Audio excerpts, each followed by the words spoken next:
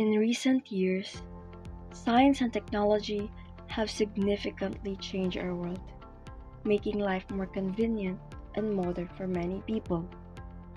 Without science, we would not have the advanced technologies that we rely on today. Take a look at your smartphone. It's a lot more advanced than phones even a decade ago.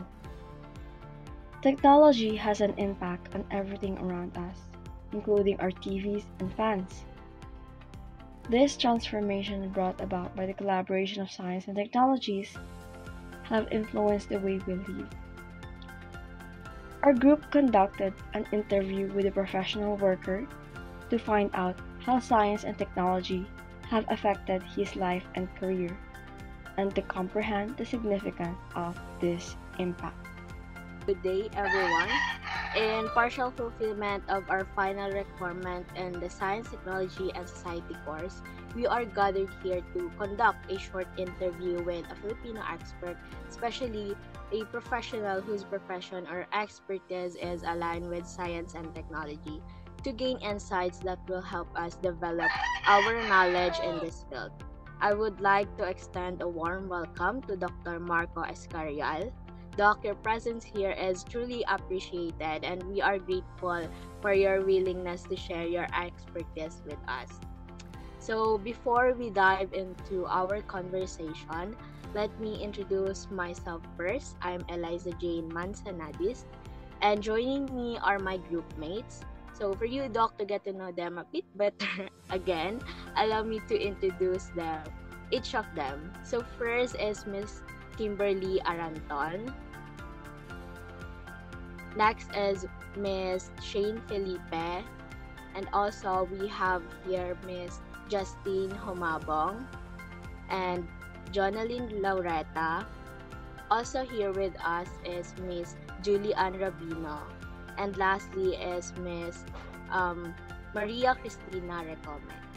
So I will now pass the floor to Miss Recome. Miss Recome. Hi, Doc. Again po, good day po, Doc. May we ask lang po, how are you feeling today? Very good, Christina and Eliza. Thank you for the introduction. Really excited to spend time with your group. It's always a pleasure to speak with the youth, the next generation who will be our leaders in science and technology tomorrow. So, it's good naman po na you're doing well po ngayon. So, kayo guys, kamusta po ba kayo? Okay pa ba? Okay pa naman. So, mag-warm up lang kasi. Alam na naman natin na first time lang po natin ma-meet si Doc. So we're very thankful po, Doc. Today na pinahintulutan mo po kami na mag-interview po sa'yo ngayon. Sobrang malaking karangalan po, Doc. So, ayun.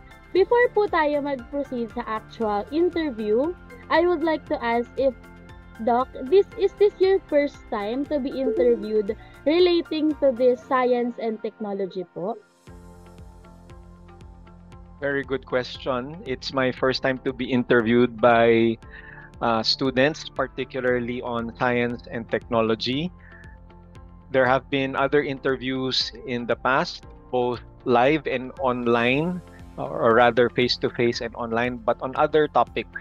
It's good opportunity to po para ma-share niyo po sa amin yung thoughts niyo po about science and technology. Yes, I think that science and technology is very important. I think yung challenge for many students and young professionals is to see how science really impacts our day-to-day life. Speaking of science and technology po, Doc, may specific areas or parts po ba kayo na ng science or technology po na gustong-gusto niyo pong pag-usapan? Yes, I'm very interested still in how science develops its understanding of the human body, diseases, but ang particular interest ko as I've matured in the field is, I'm really more interested in the preventative aspect. Then in the field of business, because as na-introduce kanina, now I'm also more involved in business, in corporate life. So syempre, nakikita natin dyan, how advancement in technology have made processes, interactions easier. So naririnig nyo siguro that we live now in a very globalized world. Diba? Kung ano yung mga hindi natin magawa dati because we're confined to the local environment sa Philippines, ngayon mas madali na. Very agree po ako dun, Doc, sa sinabi mo na okay din naman po yung mga advancement po ng technology natin right now. Mas maganda po na i-improve nila. Pero mas gusto ko po yung sinabi mo, Doc, na parang yung prevention is better than cure, which is yun naman po talaga ang pinakamaganda. Na matuto tayo mag-prevent ng mga kung ano man po yung mga mangyayari. So, thank you po, Doc, for the short chika. So, that's it for an online kamustahan po. I will now pass the mic and spotlight to our interviewers. Thank you, Doc. Good morning po, Doc. So, it's a pleasure to have you here po. So, kilala niyo na po siguro ako, but I'll introduce myself again. So, I'm Kimberly S. Aranton, and I'll be the first one to ask you questions. So, to begin po, can you give us a brief overview of your academic background po, and how it has prepared you for the career in wellness consulting? This is a very important question kasi di ba lahat naman tayo nagsisimula sa pag-aaral. My interest in science and also technology started when I was very young. And because of the inspiration of my grandfather, I decided quite early on that I will get into medicine. So to do that, I decided to take BS Biology as my pre-med course. That was very exciting. Medyo nagduda ako before I graduated kung talagang para sa akin ba yung medicine. There were personal and academic challenges pero nagpursige. Okay? And kahit na hindi ako yung pinakamatalino sa batch or sa klase, I was able to pass the entrance exam to medical school. Yung BS Biology ko, I took it up in the University of the Philippines in Manila. I finished my schooling in the UP College of Medicine in 1998. Took up the licensure exam for becoming a physician in the same year. And ayan na, I got into the field formally as a licensed medical doctor back in 1998. I think you will also be asking me later on some more specifics, but I think if it's not been clear in my background, nung nakuha ko na yung license, nagbago yung isip ko. I decided that I would not practice anymore in the hospital or in clinic. I decided to get into the corporate world, and all my roles and jobs have all been related to healthcare. Thank you po for sharing your academic journey with us. So, yun na, curious lang po ako. Siyempre po, ang haba ng inaral niyo dun sa medical course niyo or degree niyo, pero bigla po kayo nag-shift to corporate industry. So, ano po yung dahilan? Kung okay lang po. And what motivated your transition po from the healthcare industry to the corporate sector? And how do you showcase quick learning and adaptability po? You're not the first to ask. And in fact, I keep on getting asked this question 20, 30 years after I finished medical school. So, yeah, I think it's an important question to consider. I'll start by saying na when I graduated back in 98, I think there were very limited options for any doctor to consider. It was almost automatic. In fact, as I told you, na-inspire ako dun sa grandfather ko. I wanted to be like him, very, very humanistic, very philanthropic. He didn't get rich serving his client and his patient. It was really out of service to humanity that he practiced. So yun yung inspiration ko. And I guess as you go through life, many decisions that you make can evolve. So I will use the word, it was an evolution of choice. So I'll be very frank. It became a question of practicality. Okay, I felt that maybe there's a different way, and I'm kind of let's just say innovative in my thinking, right? Which I know we'll talk about later. Innovation, diba? I felt that there were other ways to express my knowledge and skills, love for healthcare in other ways. So nag-explore ako.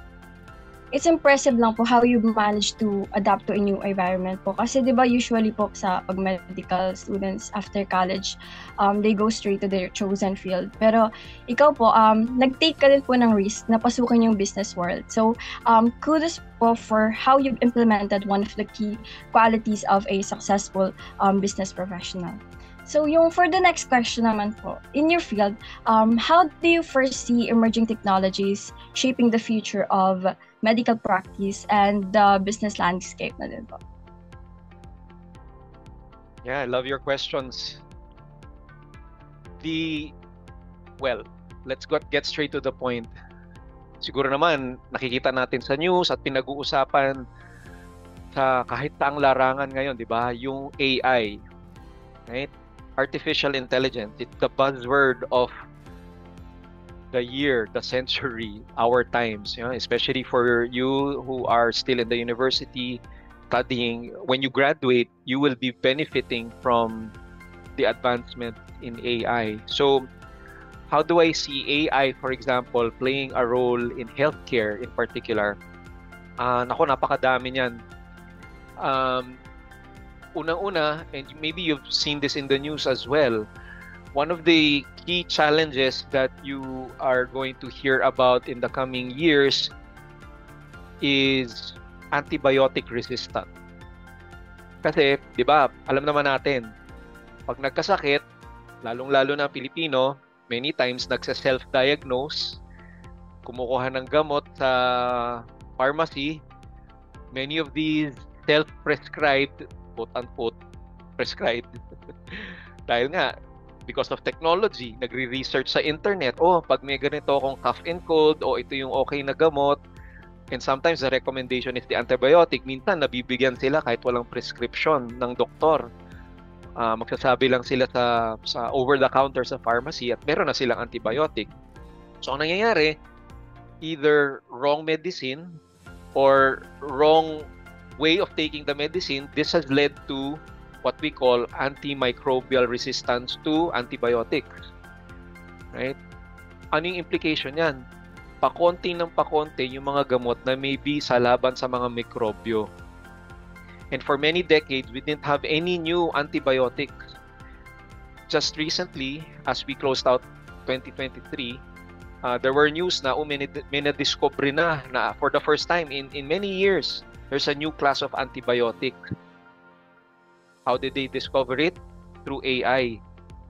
Okay, so artificial intelligence is able to develop concepts for new medicines much more quickly than just using the human brain and working in the laboratory. With AI, nakakapag-model yung ating mga computers ng new methods of how a drug can interact with, let's say, a bacteria and how it can kill that bacteria using new mechanisms that weren't discovered before. Okay, so again, anong impact nito? Ang impact nito sa pamumuhay ng tao is hahaba ang buhay, mas giginhawa ang buhay, 'di ba? So it enables us to live better lives in personally and in society. Kanina hindi ko sinagot yung isa mong tanong, so i-connect ko dito. Okay? The key to adaptability and the key to how I was able to adapt in all these new fields na hindi ko naman pinag-aralan sa university is learning. Okay? It's the love for learning and taking the responsibility for your own learning, making use of all these resources, technology, to supplement your current level of knowledge, learn new things, and therefore enable you to do things that wouldn't have been possible with just the formal learning that you get from the university. The bottom line is, AI is good for us in terms of providing the benefits, pero meron din siyang dangers. So yung sinabi ko kanina, pwedeng palitan yung tao. So ano yung impact niyan? Okay? May mga mawawalan ng trabaho. Okay? So kailangan din nating bantayan yung how we use technology for the benefit of society, for individuals, and try to guard against its abuse. I have to agree with what you said po. Kasi sa sobrang bilis nga po ng technology ngayon, parang hindi po malabo yung mangyari yung mga naiisip niyo po. Pero actually nangyayari na din po siya, and siguro sa part ko, nakikita ko po isang negative impact din ng sobrang accessible ng internet, ng technology, is yung nagiging dependent po yung tao sa paggamit ng mga technology na yun, na kahit pwede naman nilang gawin sa sarili nila, inaasa na nila. Kasi nga po, itong AI, yung pagkakaroon ng AI ngayon is sobrang napakabilis lang po, diba? Sabi niyo nga po, isang click lang nandyan na. Anyway po, I'm glad that you're considering the impact of these technologies on both areas, no? Mapa-medical man po or mapa-business world. So yun po, thank you, Doc. That concludes my part.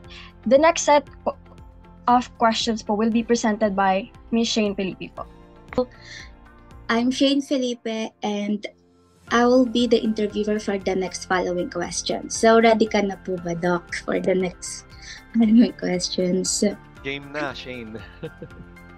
So, for the next question po is, can you share specific instances of how advancements in science and technology have enhanced your expertise in medicine and pharmaceuticals? Great question, Shane. Ililink ko pa rin siya, Shane, dun sa sinabi ko kanina. I will emphasize the importance of learning new things, especially things that will help you.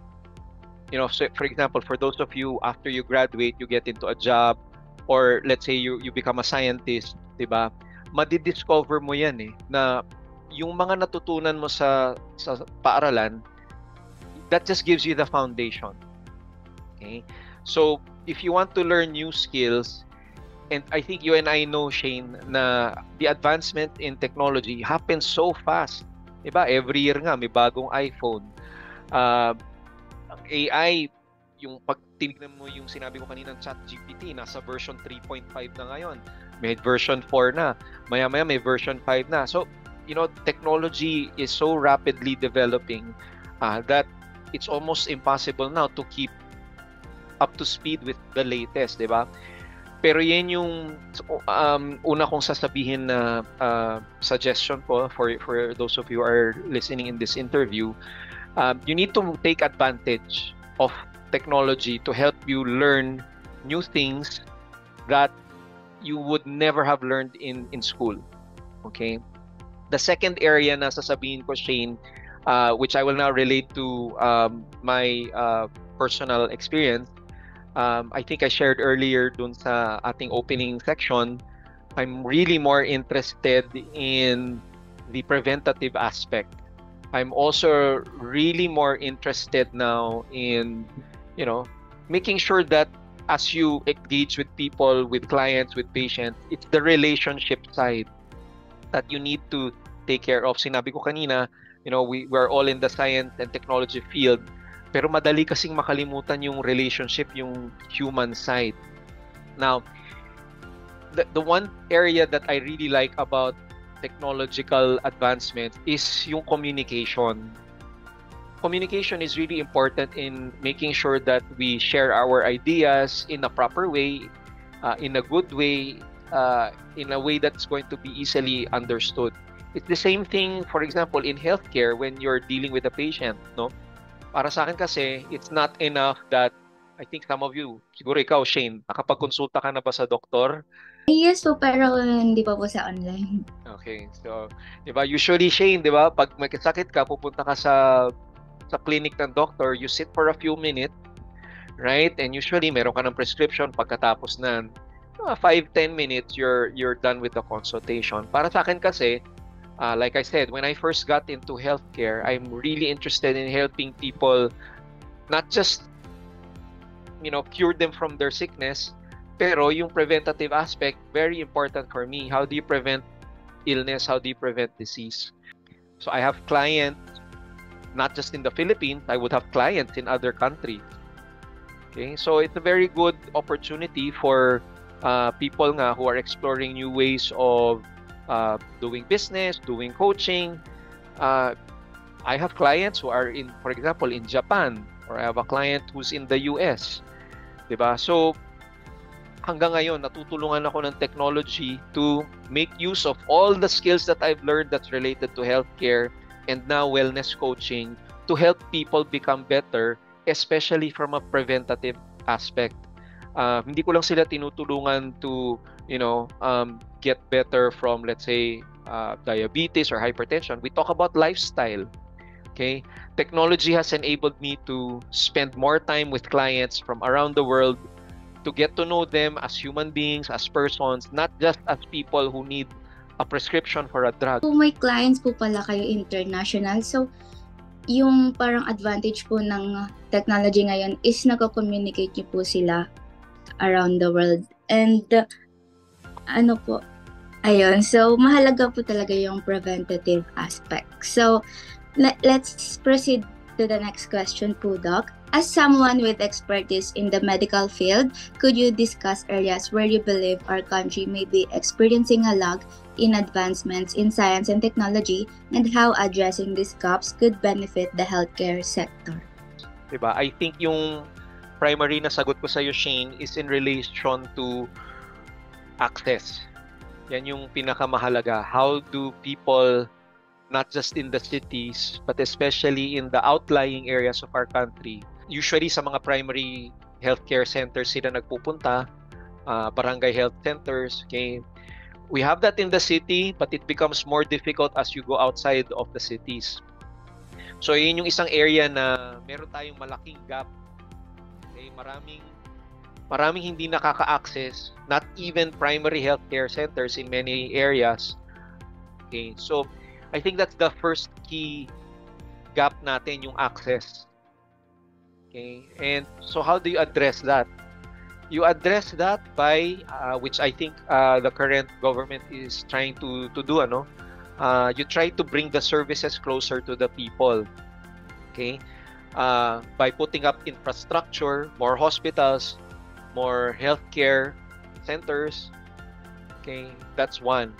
The second area that I think that I'm going to mention here is yung tao mismo. The ones who will provide the healthcare. Now, this is a problem, especially in healthcare. Hindi ko alam kung narinig nyo na, hindi ko alam kung merong gustong maging doktor sa inyo, Shane. Maybe some of you are thinking of it. Meron tayong tinatawag na brain drain. Okay?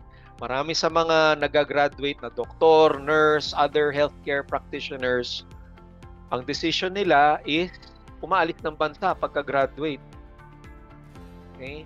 Yung iba, para makakuha ng additional training, yung iba nakakabalik, pero marami sa kanila, it's either hindi na sila babalik or matagal silang hindi babalik sa Pilipinas. So, ang nangyayari, yung mga nag-aral ng maging healthcare practitioner, hindi rin sila nakakatulong. Hindi natin sila ma-fault, di ba? Kasi, syempre, naghahanap sila ng mas magandang buhay. Okay?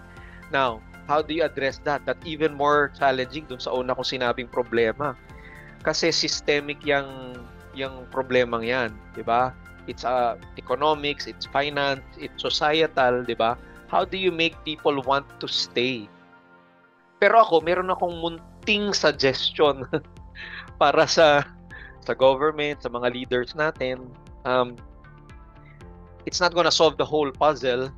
Okay, pero para sa akin kasi, I've been touching on the prevention aspect, di ba? Ang munti kong suggestion is, masyado ka din kasi tayo nakafocus dun sa disease, dun sa pag-put up ng structures, na para sa akin, merong kasagutan na maitutulong yung prevention. Okay, kasi, di ba, usually pag sinabi nating healthcare, ang nasa isip ng tao is gagamutin mo yung meron ng diabetes, meron ng mataas yung blood pressure, meron ng problema sa liver, versus let's invest more time and resources and technology dun sa prevention. Okay, how do you help people not get sick?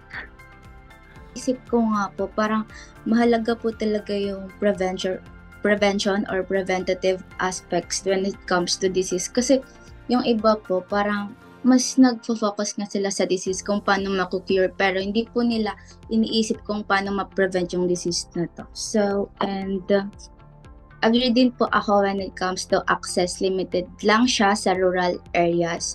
I also appreciate po na nagbigay ka ng idea how we can address it like more healthcare facilities and more people with expertise about medical, since marami na nga po yung mga nurses or doctors na nag-pursue sa ibang bansa. So, by this, we can see na marami pa rin po talaga ang kailangan i-improve with regard po sa development ng technology ng bansa natin. And kapag i-compare po sa foreign countries, parang sobrang laki po ng gap ng differences. Tapos, may mga friends po ako na nasa medical field, nursing and medtech. Tapos yung pag tinatanong ko po sila kung ano pong balak nila pag nag-graduate sila, ang lagi po nilang sagot is mag-ibang bansa. So, di ko rin po sila masisisi kung ayaw po nila mag-stay dito sa Pilipinas kasi nga po yung salary is sobrang layo nga po sa ibang bansa. So, thank you po, Doc. So, for the last question na po, as a physician, how do you plan to integrate innovative technologies into your approach to consultation and wellness coaching? I will continue to use Zoom. Very practical, di ba? Naka-Zoom tayo ngayon. I will continue to use Zoom to reach out to more individuals who would be interested in not just the curative aspect, but really invest time, resource, to learn more about themselves, to learn more about the prevention, to learn more about lifestyle. So, kung mapapansin mo, Shane, I've been trying to make the link between science and technology with that of, the human side of things, diba? Para sa akin, yun naman talaga yung endpoint ng science and technology and healthcare and whatever field under science and technology that you get into. Okay? Why do we do what we do? Diba? It's to improve lives. Diba? So it's really making use of the technology to equalize access. It's using technology to democratize access, right? And to really make use of technology to learn more about people. So, thank you, Doc. I think nasagot yun naman po, and any messages from other members po? Na-appreciate ko po yung totoo nga po na technology po, pwede natin siya ma-utilize sa para to gain more knowledge nga po. Kasi katulad nga po ng sabi niya, yung learnings naman po, hindi lang siya limited sa university or sa school. Parang yung pag lang po natin, pag start ng take ng program, simula pa lang po siya in gaining knowledge. So, maganda po yun na yung sinabi niya na through technology, makakapag-aral pa tayo, may matututunan pa tayo, and maganda na nga rin po na i-utilize siya ng tama kasi katulad nga po, meron din nga po siyang negative effects, diba? So kung hindi yun ma-utilize ng tama yung paggamit ng technology, parang magiging dependent na lang po yun and hindi po siya nakakatulong sa pag-gain ng knowledge pa para sa atin. So, ayun. Sa interview na to, kasi may na-realize lang ko na, may narinig kasi ako dati na quote na, so sa university na, sinabi niyo po na, diba, learning will never stop. So, kailangan mo na mag-aral. Kahit na tumanda tayo, dapat hindi tayo nag-stop. Kasi when you stop learning, you start dying po. Parang ganun po na. Sa Pilipino po kasi, diba, kapag graduate na, focus na po sila sa field nila. Hindi na, hanggang sa mag-retire na po sila, hanggang doon na po sila eh. Parang, na yung comfort po ng nila sa work, yun na po talaga hanggang sa eh. So, parang, using technology po, magkaroon ka ng ibang skills using the technology. Huwag po tayong mag-base lang doon sa kung ano yung dapat pinag-aralan natin. Parang ganun po.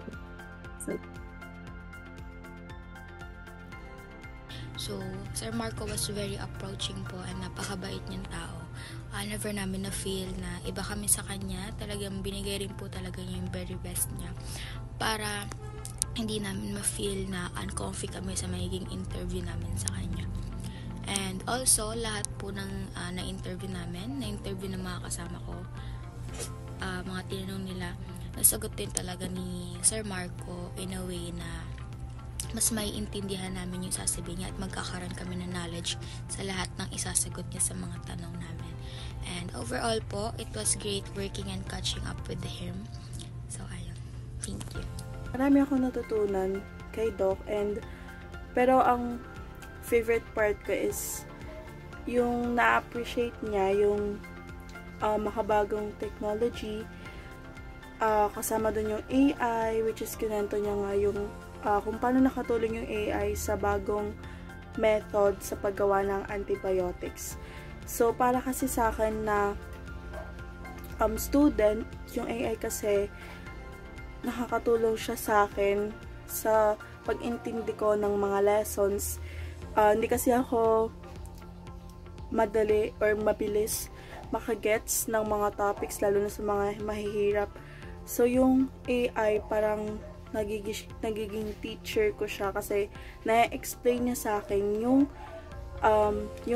yung point ng topic na yon, and with that nakakatulong rin siya sa akin para naman ma-explain ko rin yung knowledge na yon sa ibang tao. Again, that would end our interview po. We are very thankful po, Doc, for your full participation in this interview.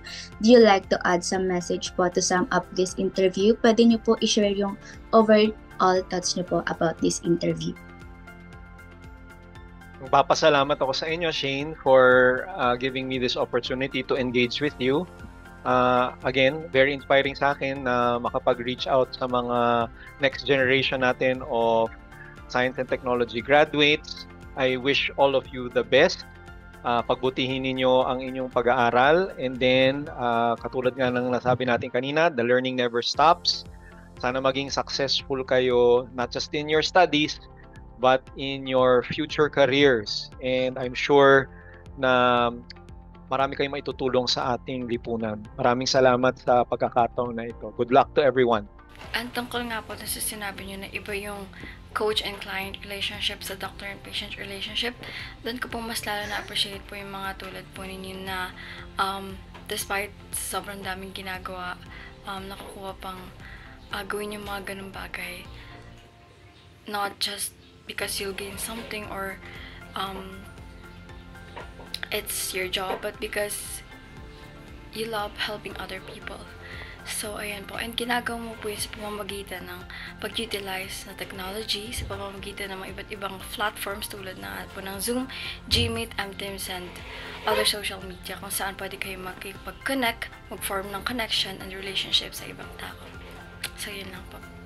So, for the closing remarks, once again, we would like to thank you, Doc Marco, for generously sharing your valuable insights and expertise with us. So, your perspective in life as a physician and health and wellness coach significantly added immense value to our discussion. So, yun, we appreciate po your time and look forward to having you again in the future po. So, yun. Until then po, yun, take care.